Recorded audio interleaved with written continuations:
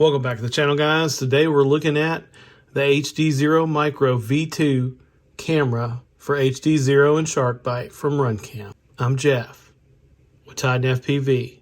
Let's get to it.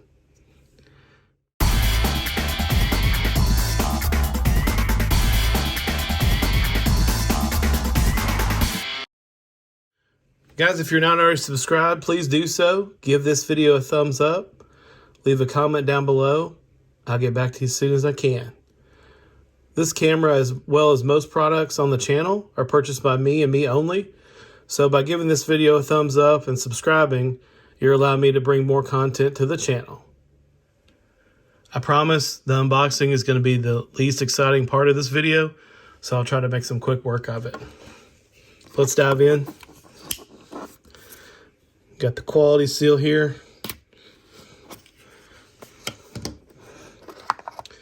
As you see, it's from RunCam.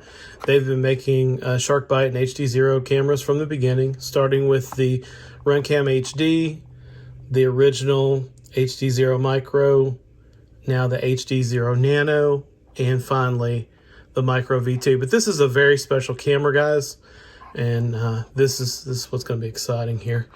All right, so we got some DiviMath stickers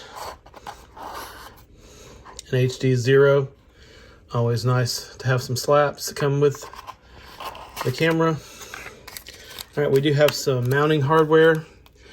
They've improved and added a backing plate to this one. I had one of the original beta cameras for the V1s and they didn't have a backing plate.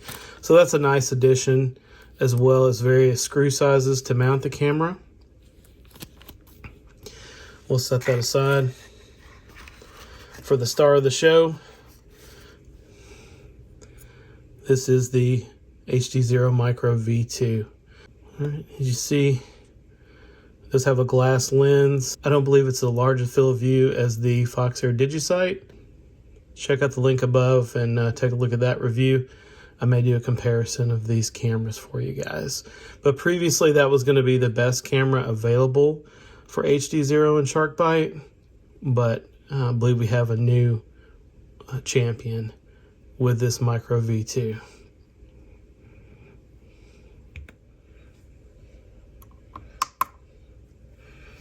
All right, looks like the camera itself, without the backing, is coming in at 7.5 grams. So not too heavy.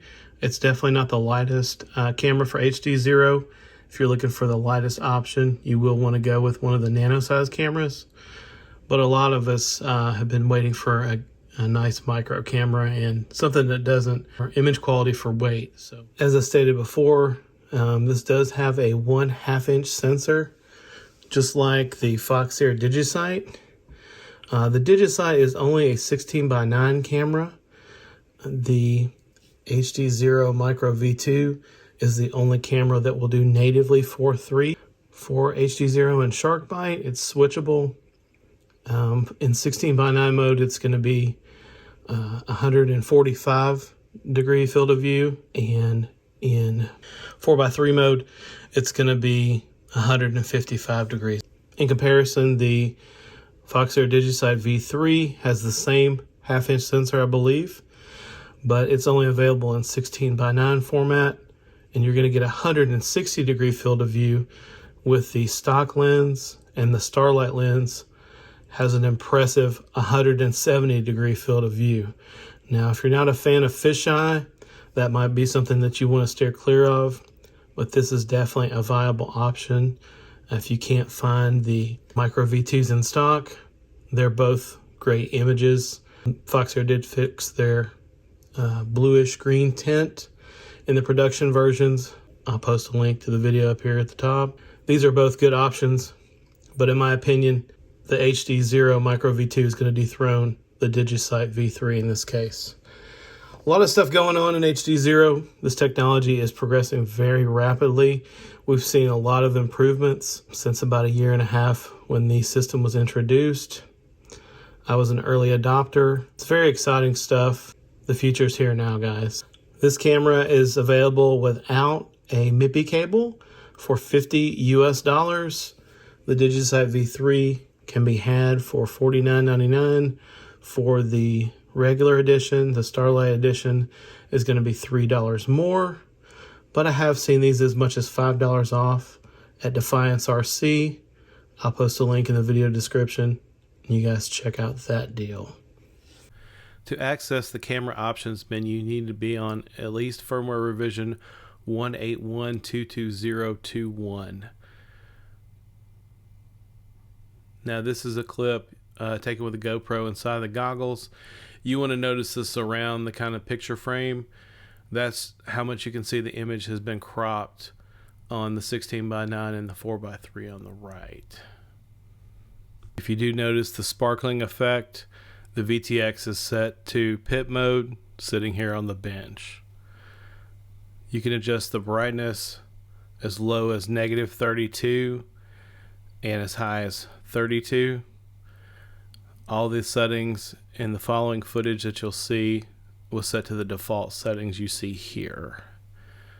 You do have 3 options for the sharpness, contrast, and saturation: low, medium, and high.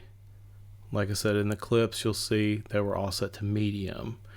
I do have this camera mounted upside down. There is a horizontal field of view flip option, and you also have an option to use the max gain and select aspect ratio from 4:3 and 16:9.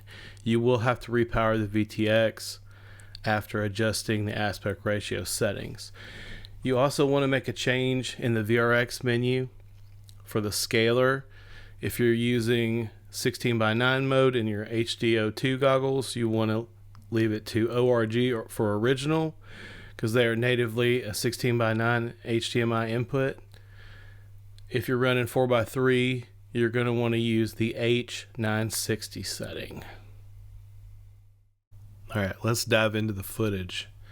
First off, having flown 16:9 in HDZero since the beginning, the 4:3 field of view is much better. The vertical field of view is much larger, and you can just see where you're going, in my opinion, a lot better than 16:9. Not saying that you can't get used to 16:9, but switching back to 16:9, having flown in 4:3, you definitely will notice the difference if you're used to the 4:3 aspect ratio. So this is something we've been asking for since the beginning of HDZero, and it looks like we've got it now. I went and picked up another camera. I've got 3 total of the Micro V2s. It's going to be my go-to HDZero cam. So the colors, like I said, I'm running this on medium saturation. They look true to life. They're not blown out. If you like the more blown out look of like Samsung OLED screens or even Caddx analog cameras, you can go ahead and bump that up to high on the saturation and get more of that effect.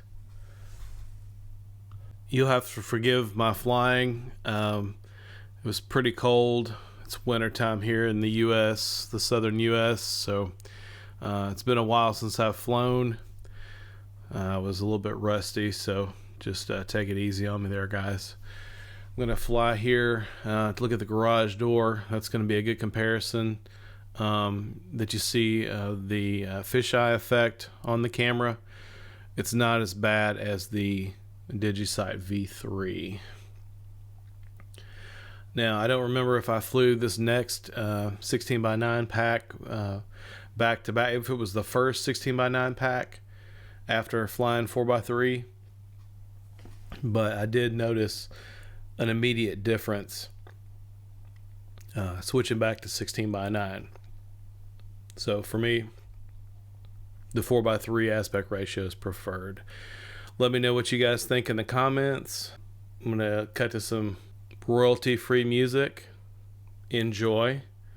I'm not gonna play it loud. I know that irritates you, and if me or my music has wronged you in any way, I'm sorry. So I want to offer my deepest apologies. But anyway, guys, thanks for tuning in. Click that like button, leave a comment, and we'll catch you in the next one.